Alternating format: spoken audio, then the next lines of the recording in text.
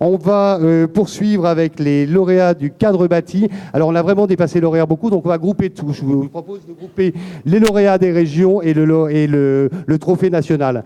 Ils ont été, donc, ils sont lauréats des régions, donc on leur donnera leur trophée. Et on va passer directement donc, au prix cadre bâti.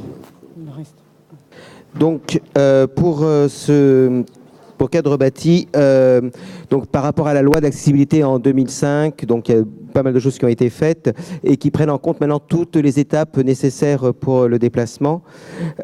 Donc ce sont les trophées de l'accessibilité, cadre bâti, cadre privé qui sont importants ce soir pour savoir comment on accueille le public. Voilà, et donc c'est ce soir qu'on va les récompenser. Donc je vais demander, avant d'annoncer les nommés, je vais demander à Frédéric Denisard du Conseil de l'Ordre des Architectes de venir nous rejoindre, qui représente Madame Jacot, la présidente. Gérald Daron devait se remettre le premier, il est parti. Isabelle de Botton va revenir sur scène. Et je vais demander à Marie Proscoletta, également déléguée ministérielle à l'accessibilité, de venir nous rejoindre. Et on va maintenant vous annoncer donc les nommés. Donc, on l'annonce ensemble, ça ira plus vite. Les lauréats des régions donc, sont dans cette catégorie le CRTH accessible à tous, Centre de recherche Théâtre Handicap 75 Île-de-France. La médiathèque de Beauvais, communauté d'agglomération du Beauvaisis dans le Nord-Est. Service d'aide à la mise en accessibilité des locaux, le Centre de gestion de la fonction publique territoriale des Landes, CDG 40 Sud-Ouest. Et l'École nationale supérieure d'architecture de Montpellier, atelier Anquel Architecture. Et donc, attention, le lauréat qui sera le lauréat ?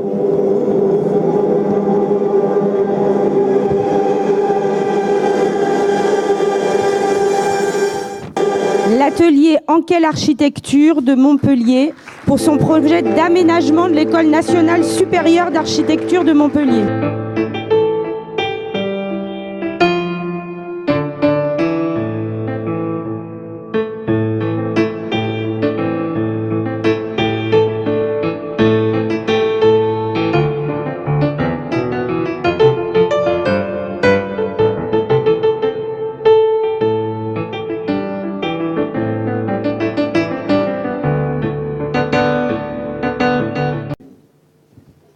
Merci.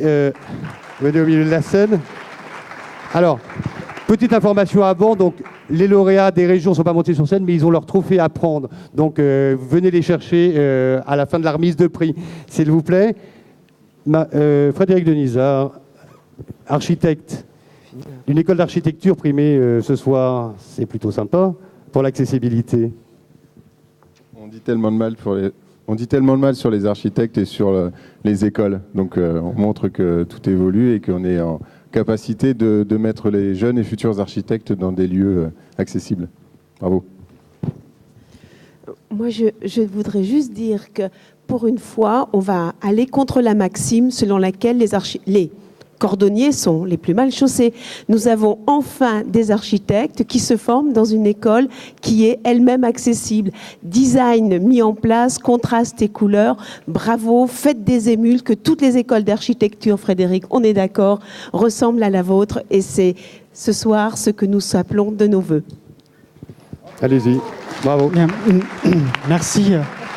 Merci beaucoup. Je crois que ça a été dit, mais le symbole d'une école d'architecture qui est nominée ce soir, c'est une très très bonne chose pour que les étudiants comprennent que l'accessibilité n'est pas simplement une problématique qui va se traiter avec des solutions de type prothèse, mais qu'il y a un vrai enjeu de travail derrière pour une accessibilité pour tous, pour une amélioration du confort de l'homme avec un grand H, et que nos étudiants doivent prendre ça en compte en priorité. C'est une très très bonne façon de le montrer aujourd'hui avec cette nomination. Je vous remercie beaucoup. Merci, je vous laisse mettre le prix. Et on peut les photos. Merci. Isabelle. Qu'est-ce que ça vous inspire, Isabelle de Botton, vous, l'architecture ? Moi, je pense évidemment au théâtre. Je me suis plusieurs fois énervée parce que dans certains théâtres, il n'y a pas moyen que les fauteuils roulants viennent. Et je pense que voilà, une belle soirée au théâtre, c'est normalement accessible à tout le monde. Donc voilà, pensez-y au théâtre parce qu'il y a vraiment du boulot. Merci. Merci à vous.